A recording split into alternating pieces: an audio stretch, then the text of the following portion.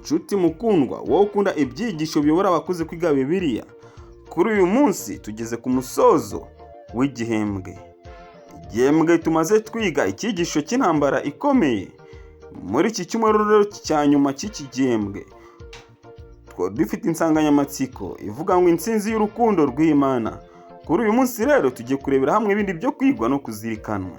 Amagambo y'icyo kwibukwa yabonekaga mu gitabo cy'Ibyahishuwe, igice cya 21, umurongo wa 3 ndetse n'umurongo wa 4. Numva ijwi rirenga rivuye kuri ya ntebe rivuga riti, dore ihema ry'Imana riri hamwe n'abantu kandi izaturana nabo bazaba abantu bayo.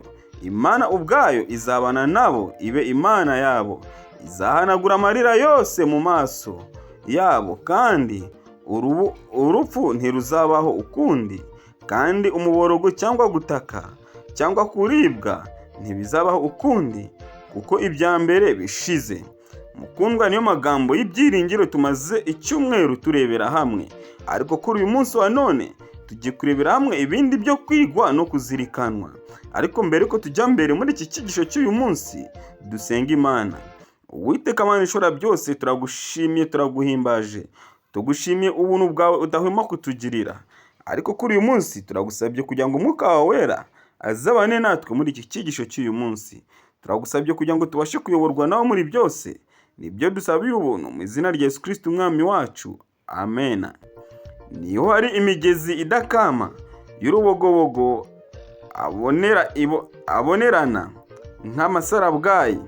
Iyo migezi ikikijwe n'ibiti bihora bitoshye, bizana amahumbezi mu nzira zateguriwe abacunguwe buhoraho. Hari n'ibibaya bigari bigiye bibamo udusozi dutatseho ubwiza, n'imisozi itumburutse y'Imana. Muri ibyo bibaya bituje ku nkengero z'iyo migezi ihora itemba ituze, niho iwabo w'abacunguwe. Bamaze igihe kirekire babungera mu isi, nanone ubu bazaba bageze imuhira iwabo. Inshuti bakundwa, ahangaha nibwo ubwoko bw'Imana buzaba bugeze iwabo. Mu by'ukuri aho rwose tuzabona imigezi idakama kandi y'urubogobogo ibonerana nk'amasarabwayi. Iyo migezi ikikijwe n'ibiti bihora bitoshye, bizana amahumbezi mu nzira zateguriwe abacunguwe buhoraho. Ese nshuti, nawe urifuza kuzava muri bamwe bacunguwe buhoraho? Uwiteka Imana aduteganyirije byinshi kandi byiza. Abantu b'Imana bazanyurwa n'ibyiza Imana yabateganyirije. Aho mu isi nshya, abacunguwe mu bwenge bwabo batajijwa bazanezerwa ibitangaza by'imbaraga yo kurema n'amabanga y'urukundo rw'umucunguzi. Nta mugizi wa nabi uzaba ahari, nta mwanzi wo koshya abantu kwibagirwa Imana. Ubwenge n'impano zose bizakomeza gukura. Ubumenyi bushya buzajya bwungukwa,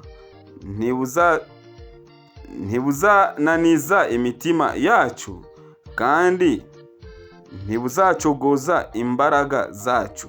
Umugambi mwiza wategerejwe uzagerwaho, kandi icyifuzo cyatangiwe kizashimisha abantu. N'icyo umuntu yifuje kugeraho kizashoboka, ariko bazahora batera intambwe zo kuzamuka mu rwego rw'ubumenyi. Bazahora bunguka ibishya byo kubatangaza. Ukuri gushya bazaba bagomba kumenya, kandi imbaraga z'ubwenge, umutima n'umubiri bizahora bivugururwa. Aya magambo aboneka mu ntambara ikomeye, paje 471 ndetse na paje 472. Nshuti mukundwa, aho heza twateganyirijwe ni heza. ubwoko bw'Imana buzahora bwunguka ibyiza, buzahora bunezerewe. Ubumenyi bushya buzajya bwungukwa n'abantu Imana yicunguriye ubwayo. Umugambi mwiza watekerejwe uzagerwaho. Nshuti mukundwa, imigambi myiza yose yatekerejwe izagera ubwo tuzaba turi mu ijuru, kandi icyifuzo cyatangiwe kizashimisha abantu. Ni ukuri nta muntu uzababazwa n'icyifuzo yatanze cyangwa se cyatanzwe. N'icyo umuntu yifuje kugeraho kizashoboka, nta kitazashoboka. Ubwo ubwoko bw'Imana buzaba buri mu ijuru, buzahora bunezerewe buri kumwe n'Imana. Ndababwiza ukuri, ariko bazahora batera intambwe zo kuzamuka mu rwego rw'ubumenyi. Nta muntu uzasubira inyuma, ahubwo mu bumenyi ubwoko bw'Imana buzahora butera intambwe zo kuzamuka. Bazahora bunguka ibishya byo kubatangaza. Ndakwifuriza kugira ngo nawe mukunzi, nshuti yanjye, uzahore wunguka ibishya ndetse byo kugira gute, byo kugutangaza. Ukuri gushya bazaba bagomba kumenya, kandi imbaraga z'ubwenge, umutima n'umubiri bizahora bivugururwa. Amena. Ni ukuri bizaba ari iby'igikundiro. Ubwo ubwoko bw'Imana buzaba buri kumwe na Kristo mu ijuru, mu byishimo bitavugwa. Abana b'iyo si binjire mu munezero, bafite ubwenge nk'ubw'ibiremwa bitakoze icyaha. Nshuti bakundwa, abantu b'Imana bazaba bafite umunezero nk'ibiremwa bitigeze bikora icyaha. Bazafatanyiriza hamwe ubutunzi bw'ubwenge no kumenya by'ibihe byose.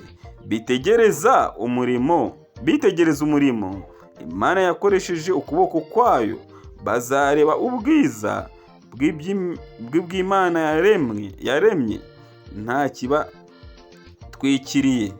Izuba n'inyenyeri bizaba biri kuri gahunda yabyo, byose bigendera kuri gahunda byahawe, bikagenda bizenguruka intebe y'Imana. Kuri ibyo byose, uhereye ku byoroheje ukageza ku bikomeye, byanditsweho izina ry'umuremyi wabyo, kandi muri byo hagaragaza ubutunzi n'imbaraga umuremyi yabigabiye. Nshuti bakundwa, ibyaremwe byose bizaba bigaragaza ubwiza bw'Uwiteka, kandi icyaremwe cyose kizaba cyanditseho ubwiza ndetse n'izina ry'Uwiteka umuremyi wabyo. Izuba n'inyenyeri bizaba bizenguruka intebe y'Imana. Nshuti, aheza kuki utakwifuza kuhagera nawe? Intambara ikomeye irarangiye. Icyaha n'abanyabyaha ntibazongera kubaho ukundi. Ijuru ryose n'isi yose birejejwe. Umunezero usaba imitima y'ibyaremwe byose. Imigezi y'ubugingo, umucyo n'umunezero bitemba bituruka ku muremyi, bisendera hose, guhera ku kanyabuzima gatoya kadashobora kuboneshwa ijisho, ukageza ku isi irusha izindi ubunini. Ibyaremwe byose, ibihumeka n'ibidahumeka, mu bwiza bwabyo busesuye no mu munezero wabyo uhoraho, bitangaza ko Imana ari urukundo. Nshuti, nta na kimwe kiri ku isi kitazagaragaza ko Imana ari urukundo. Utunyabuzima tutagaragarisha ijisho, ndetse kugera ku isi nini iruta izindi andi masi yose, ibi byose umunezero wabyo uzagaragaza ko Uwiteka umuremyi ari urukundo. Nshuti mukundwa, nawe nkwifurije kuzaboneka kuri uyu munsi w'umunezero. Nkwifurije kugira ngo nawe uzishimire kuzabana na Kristo. Nyamara iki gihembwe tumaze kwiga kigira icyo kigusigira, kandi kigira icyo kikungura mu by'ubumenyi bwo kumenya Imana. Kandi ukwiye kujijuka ukamenya ukuri kw'ijambo ry'Imana, ukamenya ko kubana n'Imana ari byo biruta byose. Imana niyo igaba ubutunzi bwose bw'ibiri mu isi. Dukwiye kunezererwa nuko turi mu bwoko bw'Imana. Ndagusabye kugira ngo wisuzume kuri uyu munsi wa none, urebe niba mbese nawe wanditswe mu gitabo cy'ubugingo cy'umwana w'Imana watambwe uhereye ku kurema kw'isi.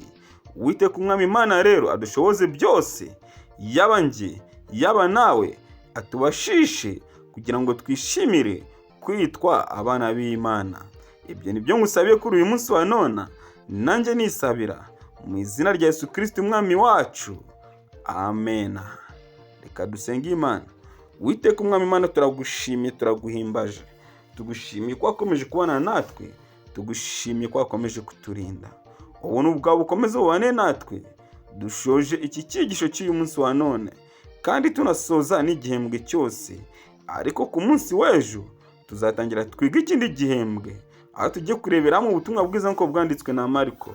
Turagusabye kugira ngo ngere uduhe imbaraga zo kugira ngo dukomeze dukurikirane ibyigisho biyobora abakuze kwiga Bibiliya, kandi ibyo byose bizabashe kuba ari bituzanira umunezero w'uhoraho uturuka ku mwami Imana. Kandi icyo ngusaba ni uko twese abishimira kwiga ijambo ryawe, waduha kuzitwa abana bawe, kandi tukazishimira kuba twanditswe mu gitabo cy'ubugingo cy'umwana w'intama watambwe uhereye ku kuremwa kw'isi.